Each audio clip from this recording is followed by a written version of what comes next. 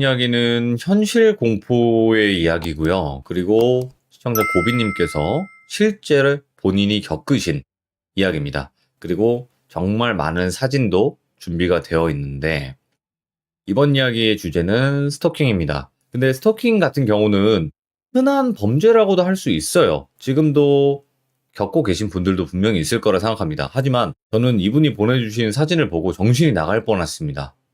정말로. 한번 이야기 들어보도록 하겠습니다. 여보세요? 안녕하세요.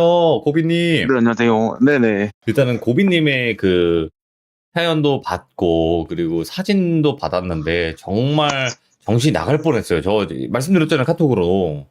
네네. 진짜. 대략. 나 이런 걸 처음 봐가지고. 말로만 저도 제가 들었지. 겪을 거라 생각을 못 했거든요. 그쵸? 네네.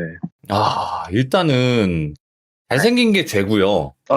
절대 아닙니다. 진짜로 잘생긴 게 죄인데 그거 뭐 어떻게 하겠습니까? 하지만 그래도 네. 하면 안 되는 행위예요. 이거는. 그렇죠. 네, 그렇다 보니까 일단 네네. 고비님께서 오늘 이야기를 들려주실 건데 대략 얼마나 당하셨나요, 이게? 제가 이사를 작년 9월 달에 이제 혼자 자취를 하기 시작했는데, 예. 그러고 나서 제가 한 4달 뒤? 그러니까 올해 이제 1월 달부터 그렇게 시작이 됐죠. 와, 지금은 어쨌든 끝이 나고 해결이 된 상태인 거죠? 어떻게 보면 해결은 됐는데, 약간 좀 깔끔하지 못한 해결이 됐다랄까요? 자, 그러면 이런 일도 있습니다. 그러니까 여러분들 조심하세요라는 취지에서 오늘 또 용기 내서 말씀해 주시는 거니까 바로 출발을 해보도록 하겠습니다. 렛츠 가! 길해집니다. 렛츠 기릿!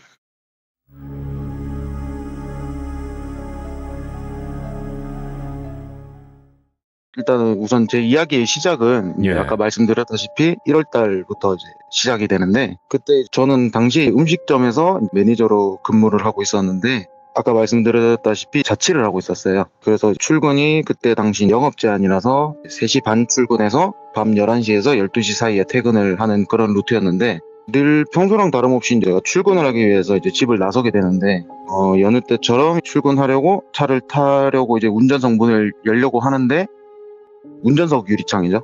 그쪽에 보니까 3장의 쪽지가 남겨져 있더라고요.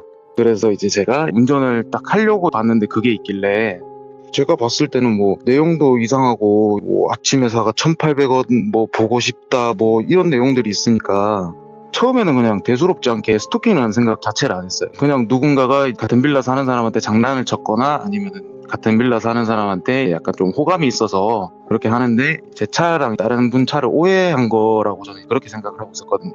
그래서 저는 여느 때와 다름없이 그냥 장난인가 보다 하고 출근을 했죠. 그러고 나서 이제 이틀 뒤인가 3일 뒤인가 또 출근하려고 이제 집을 나서는데, 이제 차 앞 유리 와이퍼 있잖아요. 와이퍼에 이제 3장의 편지가 또 적혀 있는 거예요. 그때는 처음 받았던 거랑은 다르게 편지 형태로 그렇게 돼 있는데, 내용을 그때는 출근 시간이 늦어서 바로 읽지는 못하고 출근을 한 후에 그러고 읽어봤는데, 내용이 되게 막 러브레터 내용처럼 같이 드라이브 가자, 보고 싶다, 사랑한다, 몇 번째 만남, 눈 마주침, 하여튼 뭐 이런 알 수 없는 내용들로 계속 그렇게 편지를 적어놨더라고요. 근데 저는 그때 당시에 제가 특출난 외모를 갖고 있는 것도 아니고, 제 하루 루틴이 이제 집에 있다가 출근하고 다시 집 갔다가 출근하고 계속 그냥 그게 무한 반복이었는데, 그래서 누구를 만난 적이 없거든요, 저는. 그래서 편지를 모아놓고 제가 퇴근하고 나서 여자친구랑 제가 전화를 하면서 추리 아닌 추리를 하기 시작했죠. 도대체 누가 나한테 이런 걸 보냈을까? 아니면 다른 사람인 거를 착각하고 계속 나한테 보내려는 건가 싶어서. 그래서 내용에도 막 101호, 302호 두 가구가 언급돼 있는데, 저는 104호에 살고 있었거든요. 뭐야? 그래가지고 첫 번째 받았던 3장을 제가 곰곰이 보면서 생각을 해봤었어요. 근데 문득 하나의 기억이 싹 스쳐 지나가더라고요. 그게 뭐냐면은, 제가 지금 만나고 있는 여자친구가 그때 당시에는 이제 장거리 연애였어요. 그러다 보니까 제가 매주 일요일만 쉬다 보니까, 일요일 그때 12월 달 이제 크리스마스 때죠. 그때는 예. 이제 토요일이다 보니까 일을 하고 이제 쉬지를 못해서 그때 여자친구를 못 만나고, 그러고 나서 다음 날 쉬는 날이 26일 날 이제 제가 크리스마스를 저희가 제대로 못 보냈다 보니까 여자친구를 만나려고 아침 일찍, 장거리다 보니까 가는데 시간이 걸려서 나와서 가고 있는데, 가기 전에 아침이고 그래서 가는 길에 뭐라도 하나 마셔야겠다 싶어서 제가 그때 집 근처에 있는 편의점을 한번 갔었거든요. 그래서 가서 제가 그때 아침에 사과 주스를 그것만 딱 하나 이제 사서 나가는데, 그때 문득 그 알바생이 이제 생각이 나더라고요. 그러면서 또 생각나는 게 뭐냐면, 편지 내용에도 아침에 사과가 적혀 있었고, 심지어 그 가격이 이제 1,800원이었어요. 예. 제가 정확하게 기억도 났고, 그리고 제가 혹시나 싶어서 그날 이제 카드 사용 내역을 어플을 통해서 들어가서 확인을 했는데, 그날 그 편의점에서 이제 1,800원이 딱 결제가 된 거예요. 그래가지고 이게 너무 다 맞아 떨어지니까 그때 알바생인가 하면서 생각을 했죠. 근데 저는 그때 음료만 사서 금방 계산하고 나온 게 다여서, 그래서 뭐지, 왜 나랑 대화도 안 했는데 나한테 왜 이러지 라는 생각도 들면서, 그냥 뭐 순간적으로 이제 그 사람 눈엔 마음에 들었을 수도 있으니까, 저도 그때 뭐 일도 하느라 뭐 힘들고 그래서 이제 그냥 뭐 별 생각 없이 그냥 무시하고 지내면 알아서 이제 상대방이 싫어하구나, 이제 보통 사람이라면 만약에 대꾸를 안 해주면은 상대방이 싫어하나 보다 이러고 그냥 이제 넘길 거잖아요. 그래서 그 생각을 하고 그냥 넘겨야겠다 생각을 하고 있는데, 근데 너무 찝찝해서 혹시나 같은 빌라 사는 게 아닐까라는 생각에, 제가 일단 이 사람에 대해서 좀 알아봐야겠다 싶어서 제가 이제 편의점에 전화를 하게 됐어요. 그 편의점에 전화를 하니까, 그때가 이제 평일이었는데 이제 야간에 남자 알바생분이 받으시더라고요, 연락을. 예. 그래서 제가 뭐 자초지종 이제 설명을 드리고 무턱대고 연락처를 받을 순 없으니까, 그래서 이제 점주님이랑 이제 좀 여쭤보고 싶은 것도 있고 해서 혹시 연락처를 좀 받을 수 있겠냐고 해서, 그 알바생분이 다행히도 연락처를 주시더라고요. 그래서 연락처를 받고 이제 점주님한테 이제 연락을 드렸죠. 점주님한테도 제가 자초지종 또 설명을 했죠. 그러니까 그분께서는 이제 나이가 있으신 분이었는데, 처음에는 웃으시면서 아유 뭐 젊은 나이 뭐 좋은 거 아니냐 그렇게 얘기를 하시더라고요. 그래서 아니 저는 여자친구도 있는 입장이고 그런 식으로 누군지도 모르는데 쪽지를 받는 게 싫어서, 그래서 혹시나 이제 알바생 분이면 뭔가에 대해서 좀 알고 계시지 않을까 싶어서 이제 말씀을 드렸거든요. 그러니까 이제 그분도 그제서야, 그 친구가 이제 2년 넘게 근무를 한 알바생 친구인데, 근무하면서는 딱히 문제를 일으키거나 그런 애는 아니었고, 근데 이제 혼자 지금 살고 있다고, 최근에 이쪽 근처로 이사를 왔는데 저희 집 앞에 바로 시장이 하나 있거든요. 시장 쪽으로 이사를 왔다고 하더라고요. 오, 예. 그래서 이제 3층에 산다면서, 그리고 집이 좀 어려운 친구고 그렇게 얘기를 하시길래 뭔가 되게 좀 이상하더라고요. 저는 멀쩡하다는 사람이 솔직히 이런 식으로 편지나 이런 걸로 접근하는 것도 좀 의아하고, 나이도 제 또래라고 하더라고요. 그런 사람인데 이제 그렇게 이런 식으로 하니까 저도 좀 당황스럽고 해서, 그 점주님께서 저한테 받으신 쪽지를 문자로 좀 보내주실 수 있냐고, 자기가 필체를 보면 2년 넘게 근무한 친구다 보니까 필체만 보면 알 수 있다라고 하길래 알겠습니다 하고 전화를 끊고 이제 문자를 보내드렸죠. 그러고 나서 얼마 안 있다가 점주님께서 전화가 오셔가지고 하시는 말씀이 우리 편의점 알바생 맞는데? 이러시더라고요. 그래서 필체가 너무 똑같다고 예. 그러길래, 점주님과는 이제 뭐 더 이상 뭐 얘기도 할 것도 없고, 이제 어쨌든 간에 일단 저는 확인만 하는 게 목적이었다 보니까, 그래서 일단 우선 알겠다 하고 연락을 끊고, 그냥 같은 빌라 산다라는 것까지는 알았는데 제가 뭐 그 사람에 대해서 특이점은 모르니까 당연히 그때 당시 그냥 평범한 사람이겠거니 싶어서 그냥 이제 무시를 하고 지내야겠다, 그냥 무시를 해야겠다 생각하고 그렇게 지냈죠. 근데 그러고도 계속 몇 번 동안이나 러브레터 형식으로 드라이브 가자, 보고 싶다, 친해지고 싶다, 대화하고 싶다, 뭐 계속 그런 내용들이 이제 계속 오더라고요. 그래서 저도 이제 정말 징한 사람이다 포기를 모르는 사람이구나 그러고 있다가 쪽지를 그냥 이제 혹시나 이제 스토킹이나 이런 걸 수도 있어서 일단은 증거물로 쪽지를 모아두고 말있었어요. 근데 이제 한 날은 제가 쉬는 날 여자친구를 만나려고 여느 때와 다름없이 아침 일찍 나왔는데, 제 운전석 창문에 또 포스트잇이 붙여져 있는 거예요. 그 포스트잇이 이제 뭐 한 장 한 장 이렇게 낱개로 붙여놓은 게 아니라, 포스트잇을 뜯으면 원래 다 붙어 있잖아요, 연달아서 넘기는 방식으로 그렇게 쓰는데, 그런 방식으로 편지를 하나하나 다 연결해 놓은 거예요. 그래가지고 이제 읽어보는데, 이거를 보내기 전에 한 2-3주 정도는 잠잠했어요. 그래가지고 있는데 내용이 그때 안 오기 시작한 1월 중순부터 2월 초까지 이제 일자별로 하루에 하나씩, 한 장에 하루에 하나씩 자기의 마음을 하루에 한 장씩 해서 붙여놨더라고요. 그러다가 이제 마지막 장에는 자기가 제 차 이거 붙이고 있었는데 지나가시던 아저씨가 뭐 하냐고 물어봐서, 그 여성분이 남자친구 차에 쪽지 붙여요 하면서 저한테 이제 저 잘했죠? 이러는 거예요. 그래가지고 제가 그걸 보자마자 이건 진짜 무시하는 걸로는 안 되겠다 점점 이제 하는 수위가 세지니까 도저히 이대로는 안 되겠다 싶어서 우선 여자친구를 만나서 여자친구한테 보여주면서 얘기를 했죠. 그러니까 이제 여자친구도 이제 화가 엄청 나가지고 그치, 화나죠. 네, 아는 뭐 지인 뭐 경찰 관련된 분이나 이제 그런 쪽에 붙다가 일단 차에다가 답장으로 이제 이런 짓 하지 말라고 스토킹으로 신고한다고 쪽지를 붙여놓자고 해서 여자친구가 만들어준 걸 매일 집에 들어갈 때마다 붙이고 들어갔어요. 근데 그게 효과를 발휘를 했는지는 모르는데 그러고는 어느 순간 좀 안 하더라고요. 이제 끝났구나 다행이다 하면서 다시 평소처럼 일하고 집 가고 여자친구 만나고 평범하게 잘 지내고 있었어요. 근데 그러고 이제 한 2달 정도 평화롭게 지내는데 갑자기 이제 사건이 하나 발생을 하게 돼요. 이제는 막 편지랑 같이 저희 집 층에 뭐 초콜릿이며 컵밥, 음료수, 과자 이런 것들을 막 갖다 놓고 거기에다가 하나하나 쪽지를 다 붙여놓은 거예요. 그래서 갖다 놓고 붙여놨길래 그때 당시에는 저는 생각을 했죠. 이제는 이제 다른 집의 시작인가 보다. 왜냐면 제 생일은 그때가 아니었어요. 그래서 이제 다른 집의 시작인가 보다 하면서 제가 그때 2층에 사는데 2층이 이제 한 가구 빼고 다 원룸이고 총 4가구가 살고 있거든요. 근데 이제 4가구 중에서 한 곳만 제 또래의 남자분이 혼자 사시는데 저는 이제 그걸 보고 이제 이분한테 시작하는구나. 그거를 사진만 찍어두고 무시하고 지나갔었어요. 그리고 그 다음 날에는 그 선물들에다가 케이크랑 미역 그런 거 이제 같이 놔뒀더라고요. 그래서 정말 징한 여자다 진짜. 야 이건 어떻게 하다 이제 생일까지 알아내서 이제 다른 사람 괴롭히네 이 생각을 하고 있었죠. 근데 그러고 며칠 뒤 제가 또 퇴근해서 집을 가는데 계단을 이제 올라가면 이제 자동 센서 등이 이제 켜질 거 아니에요. 켜져서 이제 저희 집 문을 딱 바라보는데 그 선물들이랑 편지들이 다 저희 현관문 앞에 닫아져 있는 거예요. 쪽지는 저희 현관문 앞에 붙여져 있고. 그래가지고 너무 이제 섬뜩하고 소름이 돋는 거예요. 이제 딱 생각이 딱 드는 거예요. 이제 그 모든 것들이 나한테 주는 거였구나. 우리 집을 몰랐어서 복도에 놔뒀다가 알아내서 옮겨놨구나 하면서 그 자리에서 한 1, 2분을 멍하니 얼어붙은 채로 이제 서서 그걸 보고 있었어요. 너무 무서워서. 근데 그 순간 위층에서 누가 막 살금살금 올라가는 소리가 들리는 거예요. 그래가지고 저도 너무 무서워서 그냥 그거 아예 쳐다도 안 보고 그냥 미친 듯이 집으로 뛰어들어갔죠. 그래서 집에 있는데 온몸이 너무 막 사시나무 떨리듯이 떨려서 진정도 안 되고 그러면서 어떻게 해야 되나 이제 고민을 하다가 112에 제가 일단 신고를 하게 됐죠.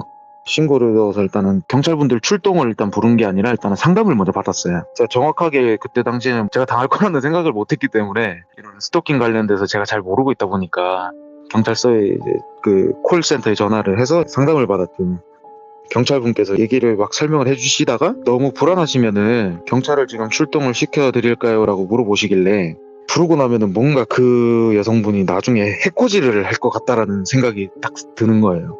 그래서 그냥 제가 직접 파출소에 지금 방문하겠습니다. 이러고 전화를 끊고 곧바로 옷을 입고 이제 경찰서로 달려가게 되죠. 그래서 가서 경찰분들한테 자초지종 이제 스토킹 관련해서 상담 좀 받고 싶어서 왔다. 그러니까 이제 진술서 같은 거를 이제 쓰게 하시더라고요. 그래서 이제 쓰면서 상담을 받는데 받으면서 정말 화가 나고 어이가 없었던 게 아마 거기서 제일 조금 높으신 분이었던 것 같아요. 그분이 자기가 상담을 하시겠다면서 제 앞에 앉으시면서 하시는 말씀이 건장한 남자가 뭘 그렇게 여자 하나에 겁을 먹냐면서 별것도 아닌 일 아니냐라는 식으로 얘기를 하시더라고요. 그러면서 직접 만나서 그 여성분이랑 얘기를 해봤냐라고 저한테 물어보시길래 저는 아까 그 경찰분들한테 다 상황을 설명드렸다시피 매번 쪽지 붙여놓고 그러고 그냥 가버리고 이런 식이라서 마주친 적이 없어서 말할 기회가 없었다. 그러다가 이제 정도가 심해지고 하다 보니까 제가 지금 도움을 받고자 찾아온 거 아니냐라고 제가 따졌거든요. 그러니까 경찰분들이 계속 직접 말을 하고 거부의 의사를 밝히지 않은 이상 경찰분들이 뭔가 지금 당장 조치를 해줄 수 있는 게 없다. 만약에 싫다라는 거부 의사를 밝혔음에도 불구하고 그렇게 하면은 본인들이 이제 직접 개입을 할 수가 있는데 그렇지 않고서는 자기네들이 직접 당장에 개입은 어렵다. 그렇게 얘기를 하시더라고요. 도저히 일단은 뭐 도움을 못 준다 이런 식으로 얘기하면서 그러다가 만약에 근데 또 이런 일이 있으면은 신고하면은 출동을 하겠다. 그렇게만 얘기를 하시더라고요. 그래서 그런 답변만 듣고 파출소를 나왔는데 결국은 도움을 못 받다 보니까 집을 혼자 가기가 너무 무섭더라고요. 그래서 일단은 저희 둘째 형한테는 저희 형이 2명 있는데 제가 둘째 형한테는 전화를 해서 말을 했죠. 그러니까 형도 경찰들의 대처에 너무 화가 나서 결국은 이제 같이 파출소로 가서 실랑이를 벌이게 됐고 경찰한테 이제 법적으로 이제 따지고 되니까 그제서야 이제 신변 보호 요청이랑 이제 순찰 강화를 해주시겠다라면서 그렇게 얘기를 하시더라고요. 그래서 예. 알겠다라고 일단은 하고 그렇게 하고 이제 집으로 돌아와서 저희 집 앞에 있던 선물더미랑 이제 쪽지를 형이 같이 갖다 놓자고 그렇게 해서 형이랑 같이 그 물건이랑 쪽지를 들고 다시 그 여자분 앞에 갖다 놓고 저희 형은 이제 집까지 태워주고 오는데 갔다 오는데 저희 집에서 저희 형 집까지 거리가 왕복하면 한 20분? 15분밖에 안 걸리는 거리예요. 그래서 이제 갔다 와서 주차를 하고 올라가는데 그 갖다 놓은 선물들이 다시 저희 집 앞에 있는 거예요. 그래서 또 미친 듯이 집 문을 열고 집으로 들어와서 벌벌 떨었죠. 그러다가 그날은 거의 뜬 눈으로 이제 밤을 지새다가 낮에 출근을 위해서 나가니까 다행히 이제 그 짐들이 다 다시 없어졌더라고요. 그래서 일단은 우선 다행이다 하고 출근을 했다가 퇴근을 하고 올라와서 보니까 다행히 뭐가 없더라고요, 그날은. 그래서 그렇게 이제 한 평화롭게 한 일주일 정도 지냈던 것 같아요. 그러다가 한날은 제가 오전에 볼 일이 있어서 외출해 있는데 그 쿠팡 시켜 보시면은 아시겠지만 배송을 하면은 배송 완료됐다고 문자 오면서 현관문이랑 물건이랑 같이 사진 나오게 찍어 주시잖아요. 맞아, 이거다. 그 문자를 봤는데 현관문에 그렇게 편지로 도배가 돼 있으니까 제가 진짜 정말 너무 무서워가지고 또 진짜 집을 어떻게 해야 되지? 제가 그때 당시에 너무 일이 바빴어서 이사를 하거나 이럴 정신이 없었어요. 그래서 어쩔 수 없이 계속 일단 그 집에서 머무르고 지냈어야 됐는데 그러다가 일단은 또 가서 결국은 제가 그 편지를 또 다 뗐죠. 그걸 다 떼고 또 모아두고 하다가 그러다가 이제 또 다른 날은 제가 퇴근길에 그날 가게 일이 바빠서 저녁을 못 먹었다 보니까 집 가는 길에 또 다른 편의점 하나가 있어요. 그래서 거기에 가서 이제 간단하게 저녁거리나 사서 집에 가서 먹고 자야겠다 생각으로 이제 편의점 앞에 차를 세우는데 그 여성분이 편의점에서 나오더라고요. 그 순간 저는 그 여성분을 보고 차에서 내리지도 못하고 이제 벌벌 떨기 시작한 거예요, 저는. 어떤 모습이었어요, 모습이? 모습이 약간 잠옷 같은 건데 예? 잠옷을 입고 계셨는데 잠옷이 약간 좀 짱구 잠옷 같은 느낌인데 거기에 슬리퍼를 신고 안경을 끼고 마스크도 안 끼고 머리는 좀 오래 안 감았는지 막 좀 기름기가 좀 떡지고. 잘잘 네. 그 상태에서 이제 앞머리는 다 양옆으로 다 넘기고 이마를 다 까고 계신 그런 상태였어요. 그래가지고 저는 이제 딱 그분을 보고 너무 섬뜩한 느낌을 받아서 그리고 또 얼굴을 제대로 본 게 이제 처음이라서 너무 무섭게 느껴지다 보니까 제가 속으로 막, 와, 큰일 났다, 어떡하지 이러면서 집으로 먼저 그냥 차 타고 빨리 가버려야 하나? 이런 생각을 하고 있는데 그냥 지나가더라고요. 근데 가면서 계속 제 차를 뒤돌아서 보면서 가는데 막 소녀팬이 막 연예인 본 것 마냥 혼자 막 호들갑을 떨면서 막 어떻게 하면서 막 입을 막고 막 그러면서 그런 식으로 일단은 갈 길은 가는데 계속 뒤돌아와서 계속 그렇게 보면서 가더라고요. 그래서 진짜 속으로 미치고 펄쩍 뛰겠네 하면서 또 차에서 또 그렇게 멍 때리면서 이렇게 쳐다보고 있다가 그래도 일단은 밥은 먹어야 되겠어서 한 끼도 안 먹었다 보니까 그 여성분이 이제 시야에서 사라지고 나서 그걸 확인하고 차에서 내려서 편의점에 가서 일단은 빠르게 간단하게 먹을 거리를 사들고 집으로 향했죠. 근데 저희 집이 1층에 이제 주차장이에요. 근데 이제 주차장을 들어서게 되면은 자동 센서 등이 켜지거든요. 차든 사람이든. 근데 제가 혹시나 그분이 수보 있거나 이러면 제가 너무 무섭잖아요. 들어가면서 좌우측을 열심히 살피면서 들어갔죠. 조심스럽게. 근데 차도 거의 퇴근을 다 진작에 하셨을 시간이라 이제 차들도 많았고 그래서 아무도 안 보이길래 다행이다 하면서 일단은 주차를 하고 그러고 나서 제가 차에서 내려서 거기에 이제 공동 현관 비밀번호 치는 데가 있는데 거기를 가서 이제 비밀번호를 치려고 하는 순간 제 우측에 있는 센서 등이 딱 켜지는 거예요. 그래서 너무 놀라서 소리 지르면서 깍 하면서 고개를 옆으로 돌려봤는데 그 여자분이 아까 막 편의점에서 산 라면이나 이런 것들을 그대로 집에도 안 들어가시고 기다리셨나 봐요. 숨어서 품에 안고 품에 안은 상태로 저한테 다가와서 있는 거예요. 그래서 무슨 일이시냐고 왜 사람을 놀래키시냐고 하니까 되게 태연하게 다름이 아니라 얘기 좀 하고 싶어서요 이러는 거예요. 씩 웃으면서 얘기를 하는데 저는 순간적으로 너무 무섭고 섬뜩해서 그런데 무서운 건 둘째치고 순간적으로 근데 화가 너무 올라오는 거예요. 제가 놀라면 약간 화가 확 올라오거든요.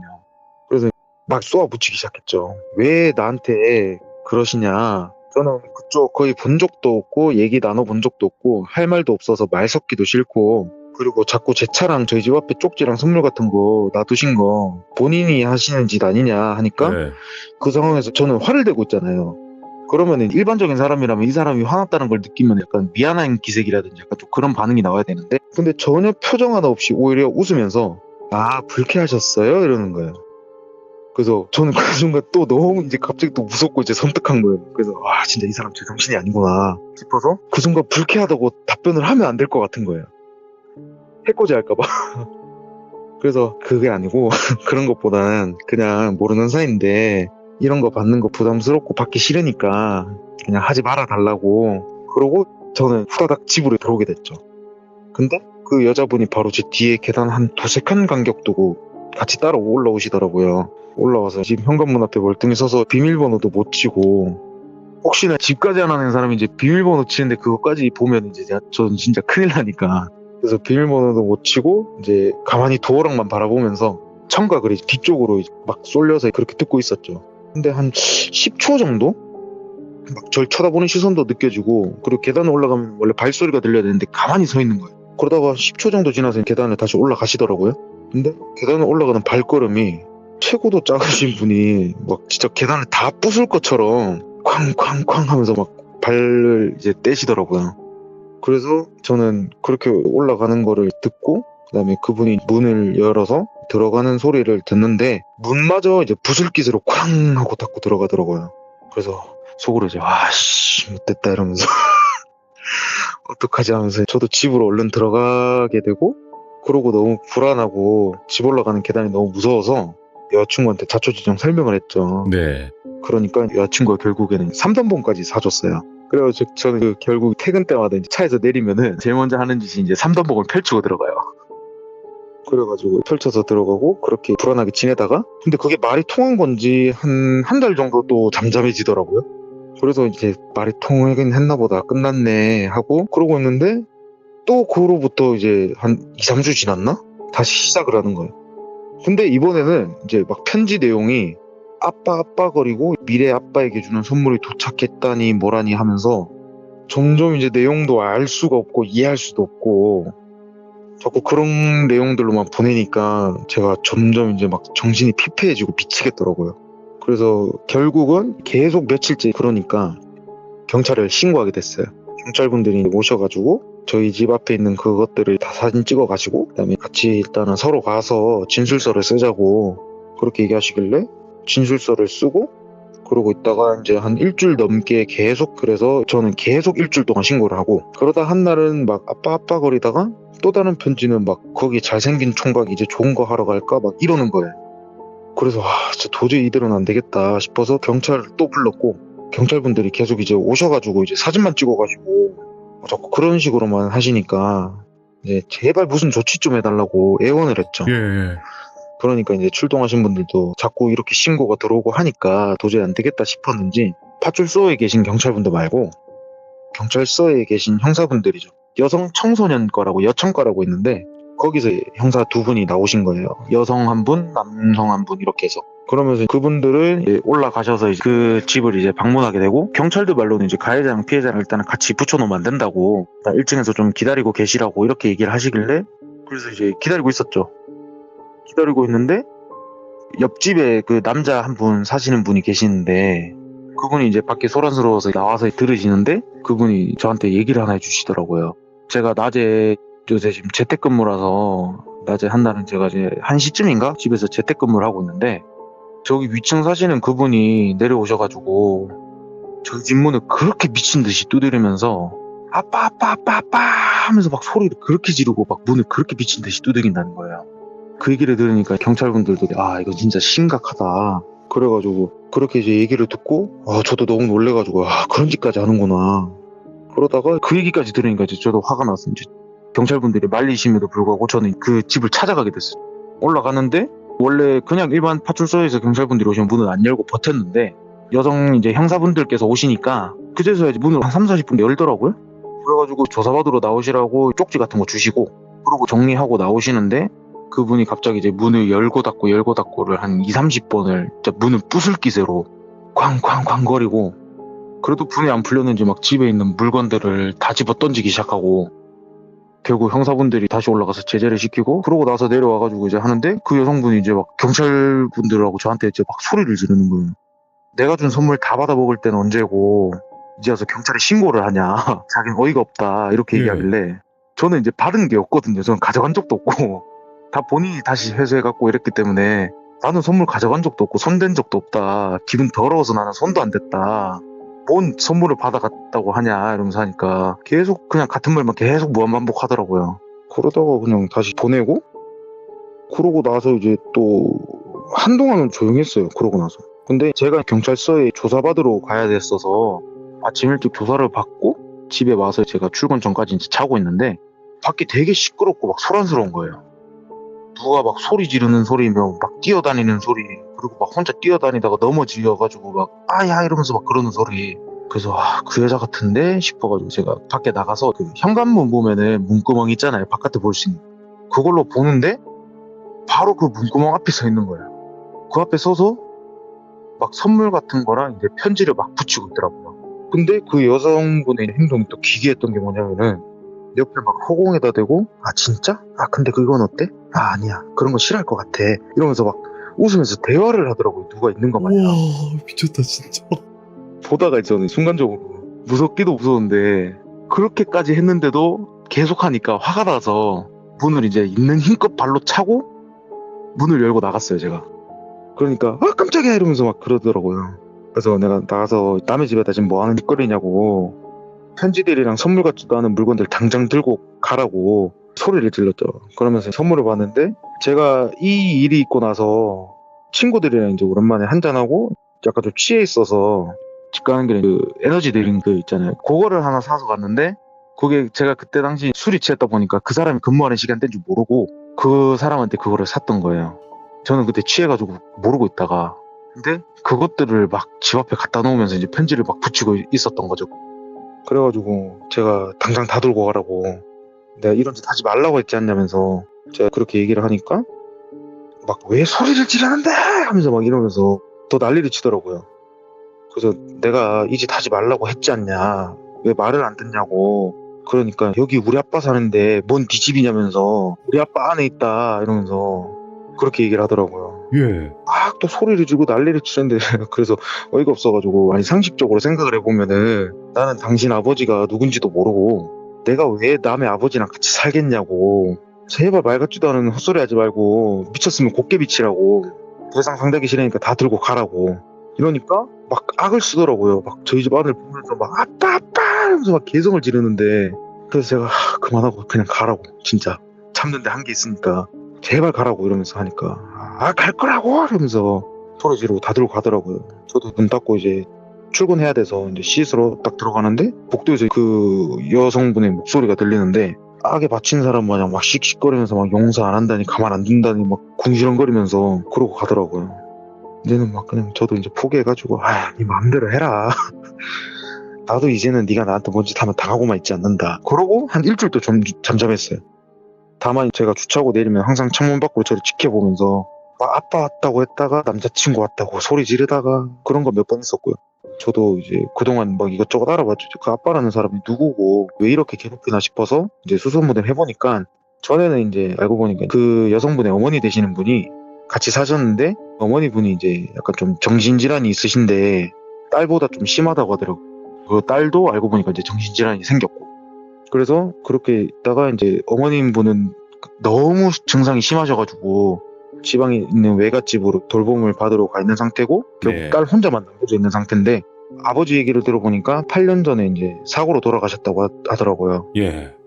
그래서 그때 그 전까지만 해도 멀쩡하시던 분이 아버지 돌아가시고 나서부터 정신질환이 생겼고 저도 딱하긴 한데 제가 괴롭힘 당하고 힘들었던 시간들이 너무 화가 나서 그래서 결국 계속 사건 진행을 시켰고 경찰서에서도 이제 정신질환이 있다 보니 형사처벌 같은 거는 웬만하면 좀 어려울 것 같고 보건소랑 구청이랑 협의를 해서 정신병원 입원을 시키려고 행정적으로 준비 중이라고 그게 제일 최선이라고 얘기를 하시더라고요. 필요하시면 신변 보호 요청이나 아니면은 뭐 그 무슨 워치 같은 거 그런 거를 이제 지급해 드릴 수는 있다 이렇게 얘기를 하길래 제가 그때 연락 받았을 당시에는 이직하기 전에 짐들하고 집 정리한다고 정신이 없었거든요. 직장 문제로 서울에 와 있었고 그래서 거기까지는 아직 필요 없고 정신병원 입원 치료는 다른 사람들을 위해서라도 그렇게 해야 될 것 같아서 그쪽만으로라도 좀 진행을 해달라고 얘기를 하고, 그렇게 이제 시간이 지나고 나서 이제 저한테도 편지도 뜸해지고, 그러다가 제가 서울로 최근에 이사를 왔는데,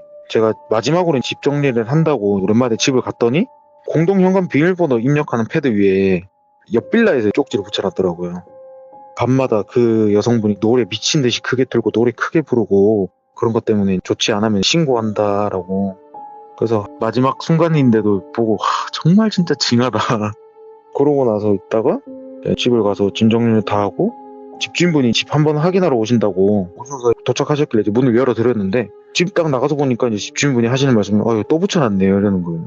그러니까 낮까지나 이럴 때까지는 그런 게 없었거든요. 근데 어느 예. 순간 또 붙이고 갔더라고요. 어차피 근데 저는 그 집을 뜰 거니까 난 모르겠다고 이제 이삿짐을 신고 가려는데, 집 우편물을 보니까 경찰서에서 이제 조사 결과 통지서인가 그게 이제 예. 와 있더라고요. 보니까 이제 기아의 사건을 수사를 더 이상 진행하기 힘들어서 이제 완결 처리했다, 그렇게 이제 우편물이 왔길래 어쩔 수 없지만은 뭐 어차피 저는 떠날 거니까 마주칠 일이 앞으로 없겠다 싶어서 모르겠다 하면서 그렇게 이사를 하고 이 일은 이제 끝나게 되죠.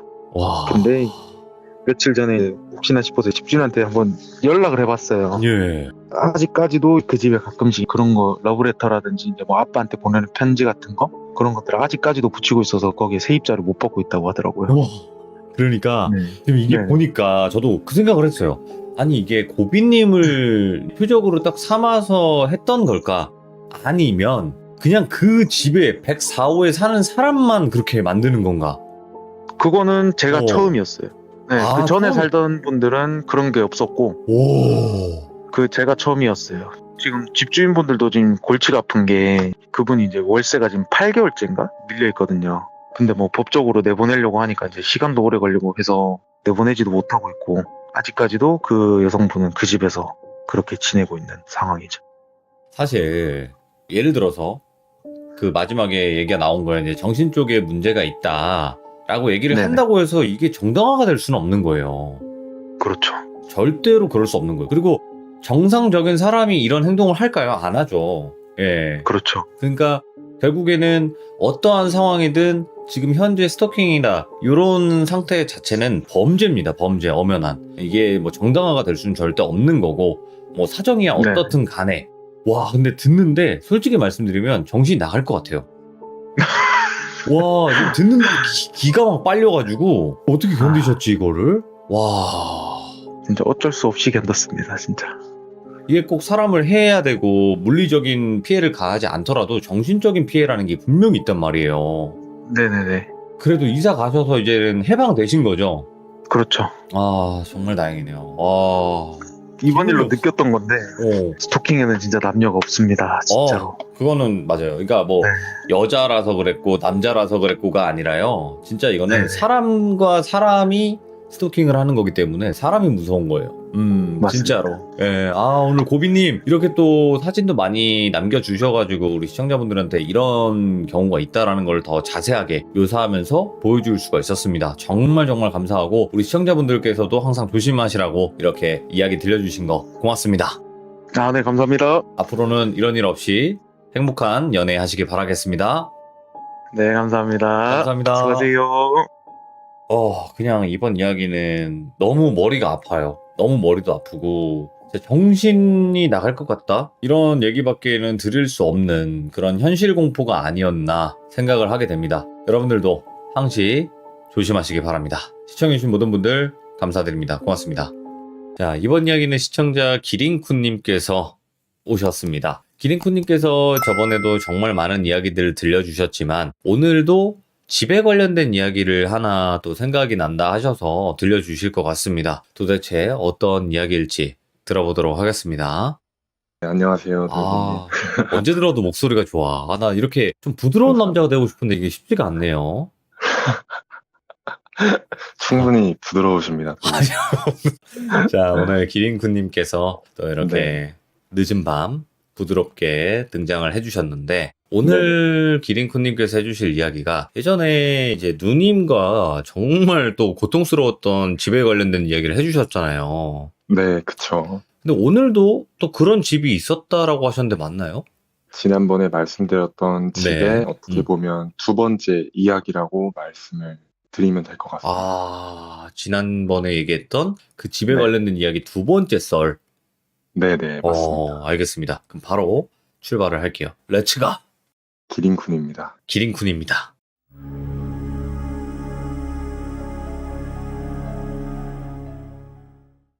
네, 오늘 제가 들려드릴 이야기는 방금 말씀드린 것처럼 어릴 적부터 오랫동안 살았었던 집에 대한 이야기를 제가 했었는데 그 이야기의 2편이라고 할 수가 있겠습니다. 오늘 이야기의 중점은 저희 누나가 겪었던 일들이 되겠고요. 이번 주말이 또 어버이날이 있었잖아요. 오랜만에 가족 다 같이 모여서 식사하는 자리를 가졌었어요. 다 같이 모인 김에 제가 은근슬쩍 이사하기 전에 살았던 그 집에 대한 이야기를 누나랑 둘이 있을 때 꺼내면서 제가 겪었던 이야기를 먼저 얘기를 다시 한번 했었어요. 그러다가 이제 원래는 누나가 그런 얘기 하는 걸 정말 싫어하는데 제가 좀 그날 살살 꼬드겨서 지금이 네. 기회다 싶어가지고 누나가 겪었었던 이야기를 제가 겨우 어렵게 이번에 좀 듣게 됐어요. 이야기들이 정말 많았지만 제가 오늘 딱 3가지 정도만 키워드를 잡아서 이야기 보따리를 풀어보도록 하겠습니다. 키워드를 말씀드리자면 첫 번째는 화분이고요. 두 번째는 엄마의 잠옷. 그리고 세 번째는 누나를 가장 심하게 괴롭혔던 귀신, 이렇게 3가지가 되겠습니다. 먼저 첫 번째 키워드인 화분에 대한 이야기인데요. 그 집에 살았을 때 저희 집 베란다에는 화단이 있었어요. 부모님이 화분 가꾸시는 걸 굉장히 좋아하셨어서 베란다에 정말 많은 화분들이랑 꽃들이 있었는데 한 번은 이제 누나랑 저랑 주말에 거실에서 둘이 소파에 앉아서 TV를 보고 있었어요. 근데 어머니가 외출을 하셨다가 들어오시더라고요. 근데 웬 숯으로 된 숯 화분 하나를 들고 들어오시는데 그 화분을 보자마자 누나랑 저랑 동시에 눈이 딱 마주쳤고 뭔가 좀 안 좋은 이상한 기운이 우리 집에 들어왔다는 걸 둘이 동시에 직감을 했었어요. 근데 그 숯 화분이 특징이 하나가 있었는데 이게 몇 초에 한 번씩 계속 탁, 탁, 탁 하고 숯이 갈라지는 소리라고 해야 될까요?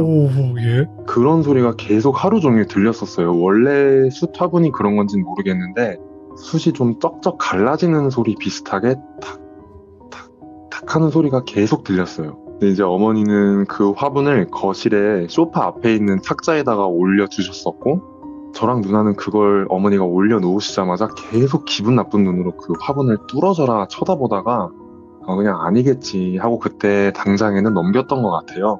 그리고 이제 시간이 좀 흐르고 어느 날 하루는 제가 자다가 밤에 화장실을 가려고 나왔는데 그 수타분에서 계속 탁, 탁, 탁 소리가 나가지고 자연스럽게 눈이 그쪽으로 가더라고요. 그래서 쳐다봤는데 잠이 좀 덜 깨서 잘못 본 줄 알았는데 뭔가 까맣고 뿌연 형태가 그 화분을 감싸고 있는 것처럼 화분 주변으로 뿌옇게 연기 같은 게 이렇게 펼쳐져 있는 게 보이더라고요. 그래서 저는 그냥 한숨을 푹 쉬면서 저것도 뭔가 좀 씌인 건갑다 하고 그때는 하도 그 집에 질려버려 있을 때라 무시를 하고 그냥 다시 방에 들어가서 잠을 자고 그냥 일상생활 하면서도 저는 신경을 안 쓰고 지냈었어요. 근데 어느 날 누나가 아침에 일어나자마자 엄마한테 막 소리를 지르면서 화를 막 내고 있더라고요. 그래서 무슨 일인가 하고 가보니까 누나가 어머니한테 당장 저 화분 갖다 버리라고, 엄마가 안 버리면 내가 갖다 버리겠다면서 갑자기 그냥 그 화분을 들고 정말 집 밖으로 나가버리는 거예요. 나갔다가 빈손으로 정말 버리고 들어온 거죠, 누나가. 그래서 저는 그냥 속으로 그래 그럼 그렇지 하면서 진짜 뭔가 있었나 보다 하고 별로 궁금하지도 않았어가지고 그때는 물어보지도 않고 그냥 잊고 살았었어요. 이번 주말에 가족끼리 모였을 때 누나가 그 이야기를 해주는데 누나는 그 화분이 처음 집에 들어왔을 때부터 어머니 손에 들려 있었을 때부터 그 화분 주변에 까맣고 뿌연 연기가 바로 눈에 들어왔대요. 그래서 일단 계속 그 화분에서 눈을 안 떼고 째려보고 있었는데 어느 순간 또 그 연기가 수탑원 안으로 쏙 하고 그냥 들어가 버리길래 됐다 그냥 이러고 신경을 안 쓰고 있었는데 밤에 이제 가족이 다 같이 잠을 자면 굉장히 조용할 거 아니에요. 집이 전체적으로 굉장히 조용한데 거실에서 그 수타분이 쩍쩍 갈라지는 탁, 탁, 탁 소리가 계속 들리니까 너무 신경이 쓰이고 밤에 그 소리 때문에 스트레스를 많이 받아서 하루는 자다가 너무 짜증이 나서 문을 확 열고 나가서 그 화분을 쳐다봤대요. 근데 그 숯 화분 위에 정말 머리가 너무 길고 나체 상태인 여자가 숯 화분 위에서 좌우로 이렇게 왔다 갔다 괴종식의 종이 움직이듯이 그렇게 왔다 갔다 하고 있더래요. 근데 그 숯에서 탁탁 소리가 나는 그 박자에 맞춰서 온몸의 관절을 하나씩 이렇게 막 꺾고 있는 걸 봤다고 하더라고요.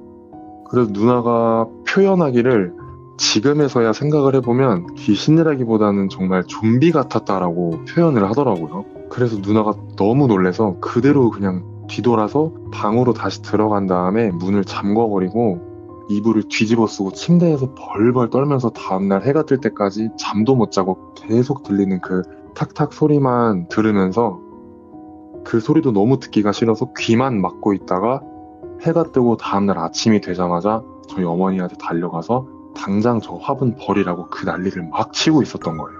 근데 이제 이번에 가족끼리 모였을 때 제가 그 얘기를 누나한테 듣고 바로 달려나가서 어머니한테 물어봤어요. 누나가 이런 얘기를 한다.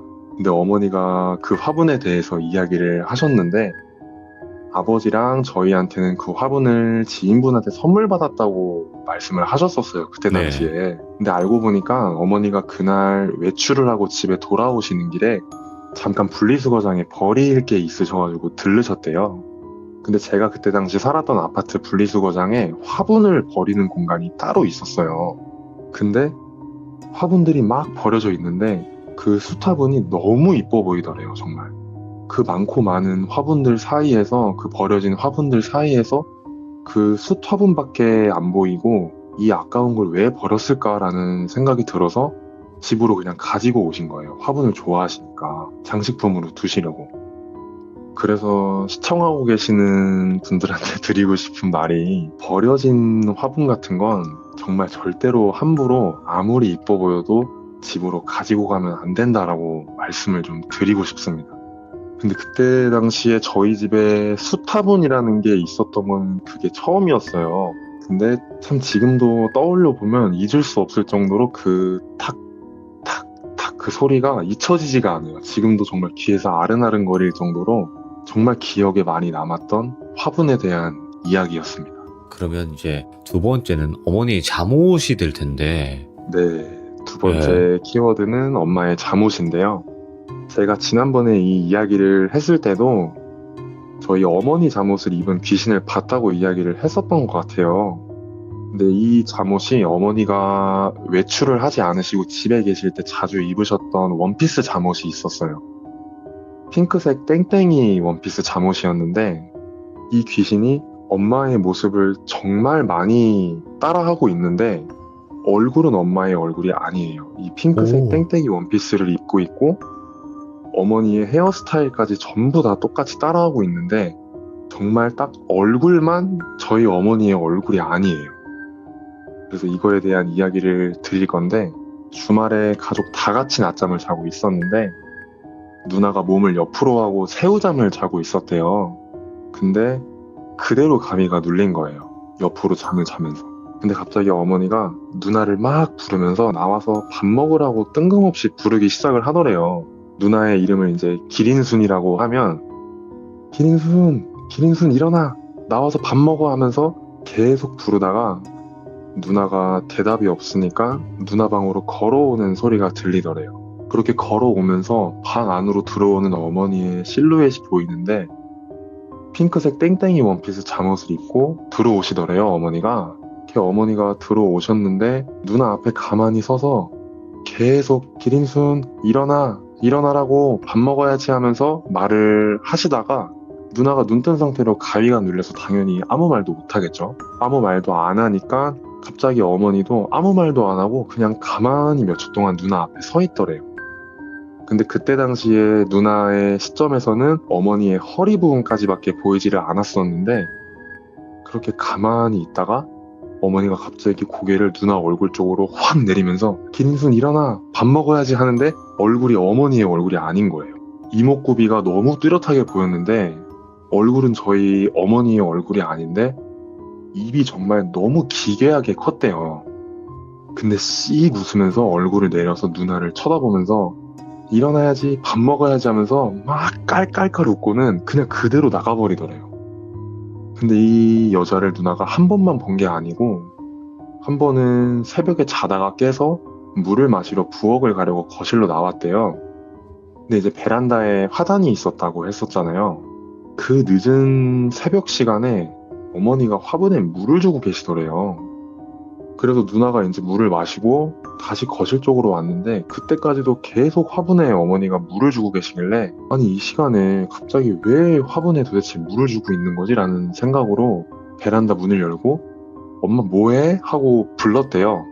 근데 들은 척도 안 하고 계속 화분에 물을 주기만 하더래요, 어머니가. 그래서 뭐야? 이러고 베란다 문을 닫고 그냥 방으로 걸어 들어가는데, 갑자기 뒤에서 베란다 문을 쿵, 쿵, 쿵 하고 치는 소리가 들려서 뒤를 딱 돌아봤는데, 어머니가 한 손에 이렇게 분무기를 든 상태로 베란다 그 통유리에 머리를 쿵, 쿵, 쿵 하고 박고 계시더래요. 그래서 누나가 너무 놀래서 뭐야 갑자기 왜 저래 이러면서 너무 무섭고 놀래가지고 제 방으로 막 뛰어와서 저를 깨웠었대요. 그래서 저를 데리고 거실로 나갔는데 아무것도 없었대요, 정말. 저를 데리고 나가니까 아무것도 없어서 제가 그때 왜 깨우냐고 막 짜증을 냈다고 하더라고요, 누나한테. 그러면서 저는 그냥 방으로 다시 들어가 버리고, 누나도 벙찐 상태로 너무 무서운 일인데 일단은 없어졌으니까, 아 내가 잘못 봤나? 뭐 없어졌나? 잠이 덜 깨서 그런가? 하고 방으로 다시 들어갔대요, 누나가. 방으로 다시 들어갔는데 누나 방도 베란다로 이어지는 통유리 문이 있었어요. 그 유리문에 엄마 잠옷을 입은 그 여자 귀신이 또 깔깔깔 웃으면서 누나를 막 손가락으로 가리키면서 미친 듯이 웃다가 그대로 그냥 창문 밖으로 휙 하고 사라져 버리더래요. 그래서 누나가 너무 무서워가지고 안방으로 전력 질주로 뛰어가서 문을 탁 열었는데, 부모님은 너무 멀쩡하게 안방에서 주무시고 계시고, 그래서 그날은 누나가 이불이랑 베개랑 다 싸들고 안방으로 가서 안방에서 잠을 잤다고 하더라고요. 그리고 다음날 이제 일어나서 어머니한테 혹시 엄마 새벽에 화분에 물 주러 나갔었냐 이렇게 물어보니까, 당연히 어머니는 갑자기 무슨 뚱딴지 같은 소리를 하냐 이렇게 말씀을 하셨다고 하더라고요. 그래서 그때 당시에 누나가 어머니한테 이런 일이 어제 새벽에 있었다 하고 어머니한테 말을 해줬더니 어머니는 역시나 그 얘기를 믿지 않으셨다고 하더라고요. 그리고 이제 누나가 이 귀신한테 그렇게 시달리다가 결국 어머니의 그 잠옷을 버리게 되는 일이 또 발생을 해요. 네. 또 밤에 이제 자다가 깨서 화장실을 갔다가 물을 마시러 부엌으로 걸어가고 있는데, 너무 잠이 덜 깬 상태로 가다 보니까 누나가 그때 당시에 시력도 좀 안 좋았었어요. 그 집이 밤에는 당연히 어두우니까 막 손으로 이렇게 벽을 짚어가면서 부엌으로 가고 있었대요. 막 반쯤 뜬 눈으로 냉장고 손잡이를 잡으려고 막 이렇게 손을 더듬으면서 냉장고 손잡이를 찾고 있었는데, 갑자기 사람 손이 잡히더래요, 자기 손에. 그래서 하고 손을 딱 잡고 앞을 봤는데, 그 여자가 또 엄마 잠옷을 입고 누나를 쳐다보면서 깔깔깔 웃으면서 씩 웃고 있던 거예요. 그러다가 베란다로 또 휙 하고 그냥 사라져 버리더래요. 그래서 누나가 또 방으로 뛰어들어가서 방문 잠그고 벌벌 떨다가 다음날 해가 뜰 때까지 한숨도 못 자고 있다가 아침이 되자마자 또 어머니랑 정말 많은 실랑이를 벌인 끝에 결국에는 그 잠옷을 어머니가 버리게 됐었습니다. 그래서 그 잠옷을 버리고 난 이후에는 예. 저도 그 귀신을 한 번도 못 봤고 누나도 그 귀신을 한 번도 본 적이 없었다고 하더라고요. 그래서 아마 그 옷에 어떤 문제가 있지 않았을까라는 생각이 들었습니다. 근데 이게 네. 어머니의 모습을 똑같이 표현한 귀신들이 네. 상상해보면 진짜 무섭거든요? 그래서 정말 누나도 많이 무서웠던 게 예. 목소리까지 정말 똑같대요, 이게. 우와. 근데 얼굴을 보면 어머니가 아닌 거예요. 예. 처음에는 사람인가 싶다가 정말 너무 비정상적으로 입이 컸었는데, 그 입이 막 찢어지면서 웃는 모습을 보니까 이게 사람은 아니구나라고 직감은 했다고 하더라고요.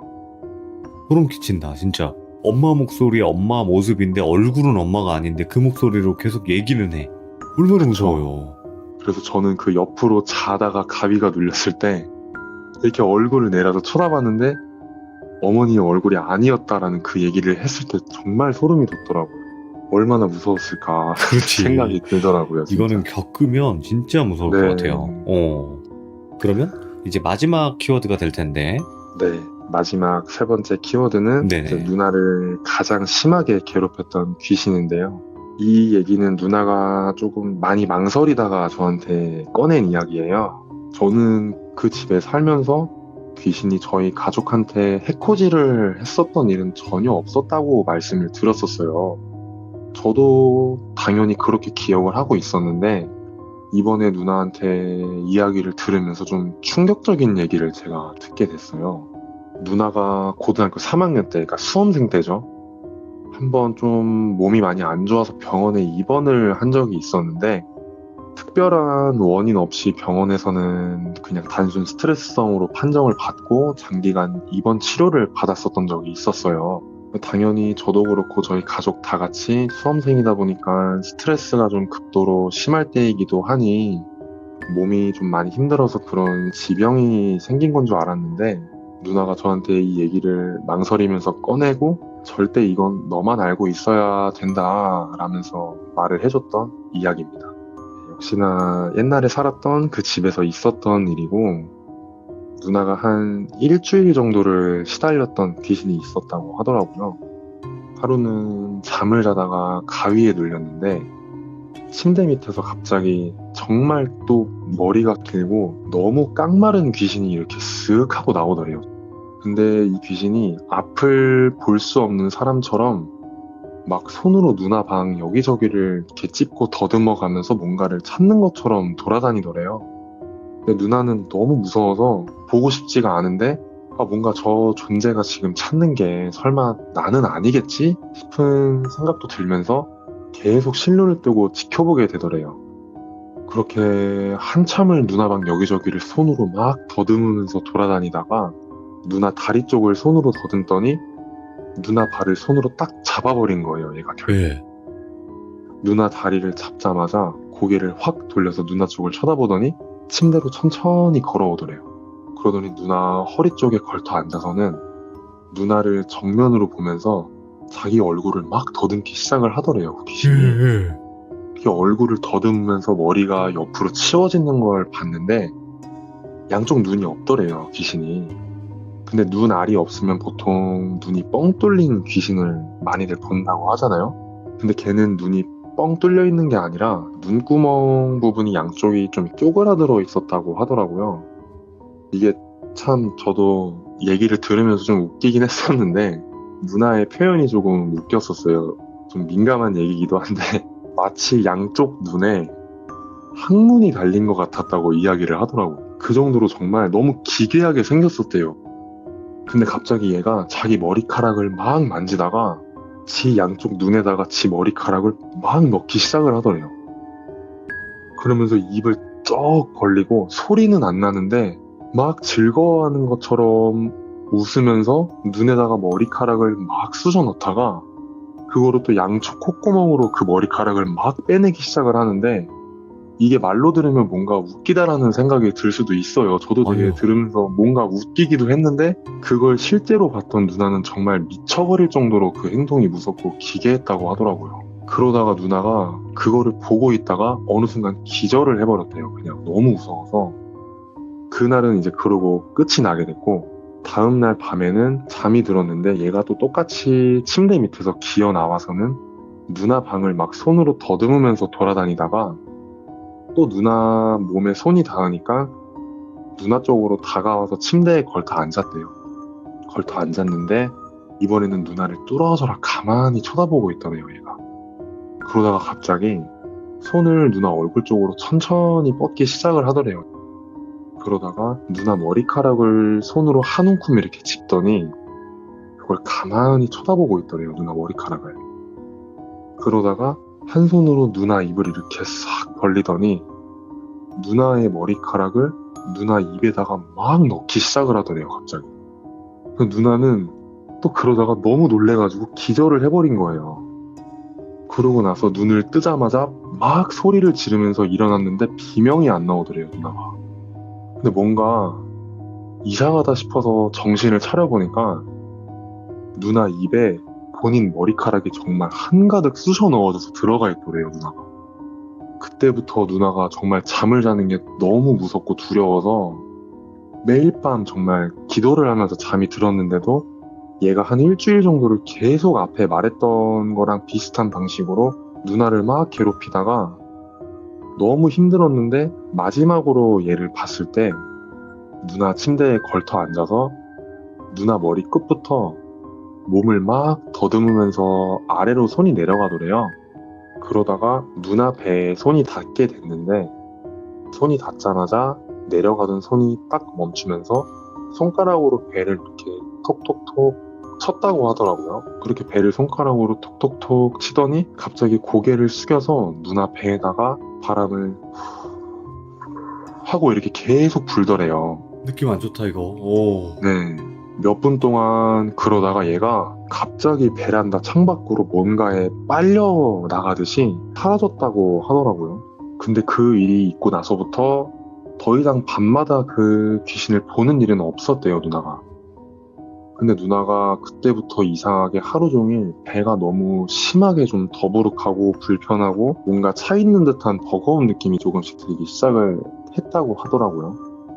그때 당시에 누나가 그런 증상을 겪는 걸 저도 옆에서 봤었는데 나중에는 이게 정말 숨 쉬는 게 벅찰 정도가 돼서 어머니한테 이야기를 해서 병원에 갔었어요. 근데 정말 배가 볼록하게 부풀어 있었대요, 누나가. 그래서 여러 정밀 검사를 했었는데 결론적으로는 배에 가스가 찼다고 하더라고요. 근데 스트레스성으로 배에 가스가 차서 병원에 찾아오시는 분들이 많기는 한데 그때 의사 선생님이 말씀하시기를 동일한 증상을 겪는 환자분들보다 유독 심하게 가스가 많이 차 있고 배가 정말 심하게 불러 있었다고 말씀을 하셨대요. 그래서 약물 치료부터 해서 병원에 있으면서 심적으로 안정도 많이 취했는데도 정말 긴 시간 동안 나아지지가 않았었어요, 누나가. 그러다가 어느 순간에 갑자기 누나가 호전이 되면서 퇴원을 했었거든요. 근데 갑자기 호전이 된 것도 어떤 사건이 있었더라고요, 누나가. 병원에서 한번 가위가 눌렸었대요, 누나가.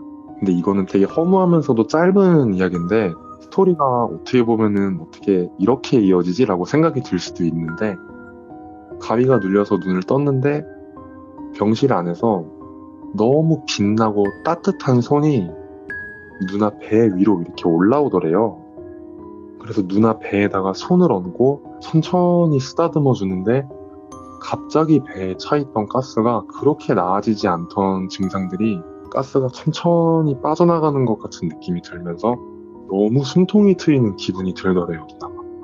그러다가 너무 마음이 편안해져서 그대로 푹 잠을 자고 일어났는데 정말 놀랍게도 다음날 볼록했던 배는 쏙 들어가 있고 전혀 배에 가스라는 게 차있다라는 느낌이 들지 않았다고 하더라고요. 그래서 병원에서도 정말 너무 신기하게도 갑자기 호전이 되셨다. 그래서 정밀 검사를 한 번 더 하고 아무 이상이 없는 걸로 결과가 나와서 퇴원을 했어요, 누나가. 저희 가족은 그동안 그걸 정말 단순히 누나가 수험생 때 여러 가지 많은 스트레스가 심했어서 잠깐 아팠었다라고 생각을 했었는데 알고 보니까 그게 아니었던 거였죠. 제가 왜 느낌이 안 좋냐고 했냐면 그런 짓거리 하는 귀신들은 꼭 사람을 아프게 한단 말이에요. 그러니까요. 분명히 있어요. 그런 옛날에 막 빨간 거 막 했던 귀신도 있었어요. 저희 참여했던 분 중에 네. 빨간 거가 뭔가 했더니 뇌출혈 막 이런 느낌이 있잖아요. 아니면 계속 한 군데를 긁어. 그러면 네. 거기가 또 탈이 나고.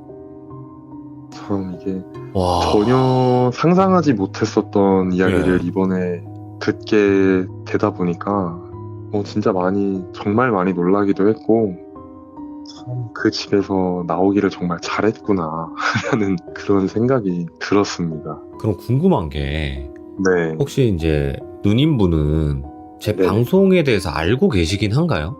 누나는 알지는 못해요. 네. 알지는 못하고 워낙에 누나가 이런 공포 분야에 대해서 이야기하는 걸 굉장히 꺼려해서 음, 관심을 좀 안 가지다 보니까 제가 뭐 이런 이야기를 내가 뭐 유튜브 방송에서 뭐 사연 신청을 했었다 이런 이야기는 하지는 않았었어요. 싫어했어요. 그래서 은근슬쩍 그냥 자연스럽게 꺼내보려고 살살 그쵸. 꼬드겨서 얘기를 듣게 됐었는데 예. 너무 좀 놀라운 이야기를 많이 듣게 된 거죠. 아, 근데 아직까지 그래요. 이제 공포 쪽이 좀 얘기하자면 조금 사람들이 이상하게 보는 좀 시선도 있을 수도 있으니까. 네. 근데 일단 누님분은 워낙 이런 걸로 좀 괴롭힘도 많이 당하셨고 그렇다 보니까 좀 더 꺼려하시는 게 있겠죠, 아무래도. 그쵸. 누나는 어렸을 때 조금 네. 영안이 많이 트여 있었던 것 같아요. 그런 것 같아요. 예, 얘기를 그리고 들어봐도. 네, 지금도 좀 감각이 정말 저보다도 심할 정도로 많이 예민한 사람이고, 그래서 더 이런 얘기를 좀 싫어하는 것 같아요, 누나가. 오늘 기린쿠님께서 우리 누나가 그 집에서 겪었던 시선에서 이야기를 네. 들려주신 거잖아요, 어떻게 보면. 네, 네. 그러니까 저번에는 이제 누님과 기린쿠님이 같이 겪었던 집에 관련된 이야기였다면 이번에는 네, 도대체 우리 누나가 뭘 보면서 그 집에서 지냈을까? 그거를 네. 또 어렵게 이야기를 들고 오셔서 이렇게 들려주셨는데 누님분도 그렇고 기린쿤님도 그렇고 그냥 네. 앞으로는 나쁜 거 보지 마시고 그냥 레츠가 네. 기린쿤 하시면 될 것 같아요. 뭐, 어, 요즘은 특별하게 뭔가를 보진 않는데, 아직까지도 저 같은 경우에는 그냥 감이라는 게 많이 느껴지긴 하거든요. 네, 그래서 정말 터가 좋은 장소는 아예 그냥 쳐다도 안 보고 가지도 않습니다. 아, 맞습니다. 오늘 기린쿤님께서 또 부드럽게 이분은 네. 진짜 부드러우면서 진짜 무서운 소름 끼치는 썰을 가지고 계신 분이라서 좀 경계해야 될 가능성이 있습니다, 여러분들. 그러니까 부드러움에 속지 마세요. 부드러운데 따가워, 아파. 조심하셔야 돼요. 네, 기린쿠님 다음번에 또 다른 이야기로 찾아와 주시기 바랍니다. 감사합니다. 고생하셨습니다. 네, 고맙습니다. 네. 일단은 누님분께서 그 집에서 겪었던 소름 끼치는 이야기들이 이렇게 있었습니다. 상상을 초월합니다, 여러분들. 나는 그 머리카락을 눈에 넣고 콧구멍으로 뽑는다는 것 자체를 처음 들어봤어요. 그 행동을 어떤 공포 영화에서도 아마 나오지 않았었을 겁니다, 여러분들. 그러니까 이런 일들이 어떻게 보면 현실이 영화보다 더 무섭다라는 게 영화분들, 귀신 보시는 분들이 보는 세계가 아닐까 생각을 해보게 됩니다. 시청해주신 모든 분들 고맙습니다.